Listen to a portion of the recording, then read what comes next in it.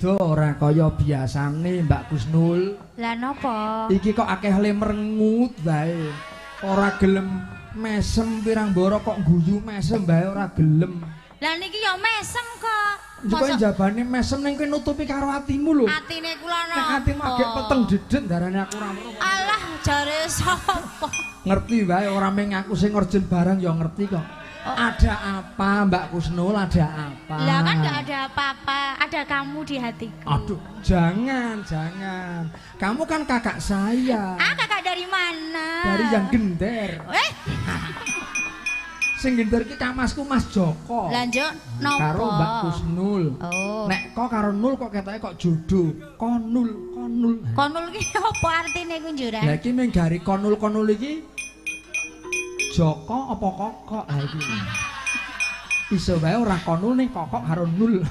Konul lah nggih. Wis sak-sake lah monggo. Ora apa-apa. Matur nuwun Mas Putra Baris saking Jogopaten Kebumen rawuh wonten wetan panggung nggih wilujeng dalu Mas Putra Baris kalian Mas Ratu Adil saking Wasiat Ngombol sapa Raden Mas Haryo Supangkat. Matur nuwun Mas Ratu Adil. Gasik wau le rawuh mriki. Nika gantine paing nek mbiyen bapak kula sing ngetutke paing. Oh, njuk sakniki gantine Mas Pangkat nika. Oh, sing ngetutke jenengan. Ketoke kaya paing, sing seneng kae Ratu Adil lho. Oh, ngadili napa? Ngadili kowe kok. Ngadili nyong. Besok kapan le arep dinikahke? Weh. Kaya apa wae. Aku besok dadi cucuk lampah ya gelem. Nyucuki sapa? Cucuk inggonmu. Ya Mbak Kusnul.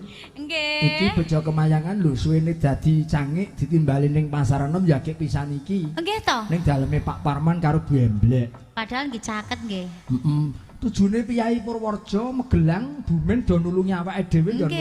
Ning kene sepi ning kono-kono ora leren wong wayangan. Alhamdulillah. Matur nuwun Bu Emblek, Mbah Parman mugi ndadosaken amal jariah berkah barokah sedayanipun. Barokah nggih. Lancar rezekinipun. Amin. Wilujeng mantenipun langgeng genipun Brayan langgeng ingkang mengkoni inggih menika Pak Parman kali Bu Emblek. Oh, Bu Emblek. Nggih.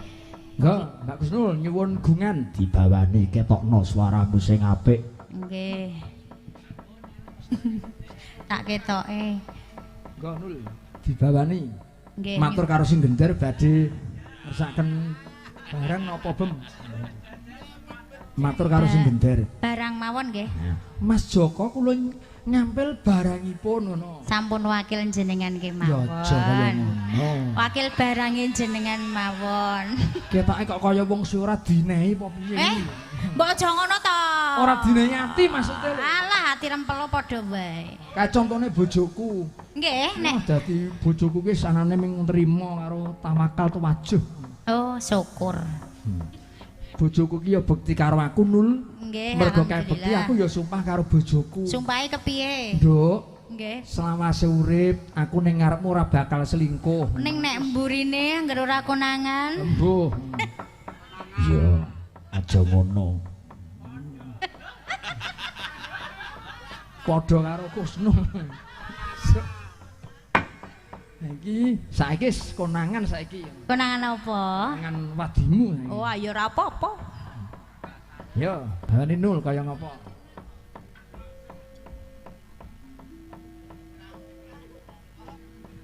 Niki gender ora. Nggih, diunekke riyen, Mas. Yo, Mason maksude. Mas apa anggepe? tukang son aja nggo sasaran. Narep jengkel karo sing gender wae aja. Kula kira jengkel ngopo jengkel? Ngerti nek kok sing nggo sasaran tukang sonku kok. Ora. Yo.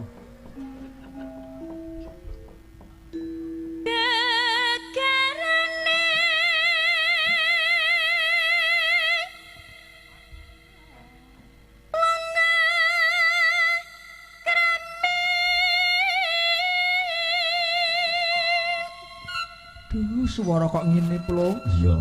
Pomo kok kakunge Wiyaga sing putri sinden. Kaya ngapa seneng nyamake dhewe mangkat iso runtung-runtung boncengan. Iya. Padu malahan lho Mas. Soale kula pun tahu. Oh, tau ndek bojo Wiyaga. Nggih. Ora rukun ya. Jan padu terus. Terus akhire dipegat. joget. Lah sakniki bojomu? Bojone kula wong tani. Wong tani karo wong seni milih ndi? Wong tani. Mergane Ayem. karo tinggal royal ora ngerti ngono ya. Nek wiyaga, bojomu wiyaga, kowe mandeng sing gender, bojomu jengkel. Jengkel. Bojomu wong tani ning omah. Oh nang omah kok tetep tidur disimpekke. nyenyak. Nggih, tetep tidur nyenyak wong nika merem kula melek. Ngakune melu Mas Dalang Narpa jebul dolan ning gone Mbah Kandar. Nggih. Mboten napa-napa nggih Mbah Kandar nggih. Kala-kala. Dekate karo wong tuwa kok. Oh, gampang dapus. Nek kok ora apa-apa ning nek kono tuwa karo nom kudu bayar. Oh, cetha bayar ya, Mbah ya. Iya. Nek tuwa karo tuwa ora apa-apa, nek tuwa karo nom kudu bayar. Nggih, mbiyen nek saniki kan wis ganti ambar sing disangoni terus. Dudu bondo. Ora.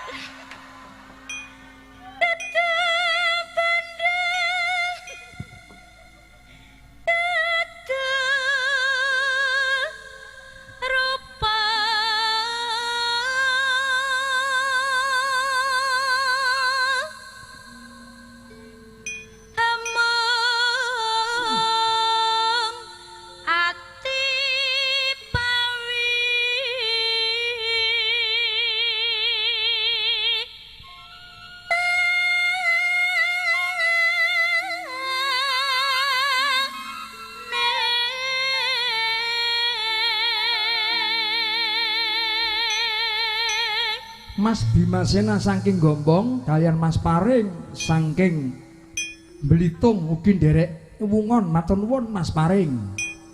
Luput pisan. Luput pisan kena pisan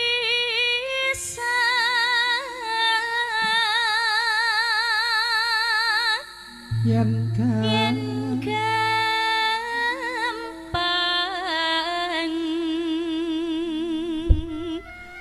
luwe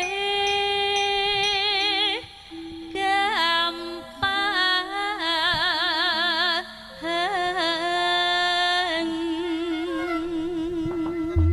Pak Kasman Gludugan Bawen Semarang ugi nyawiji. Matur nuwun sugeng dalu Pak Kasman.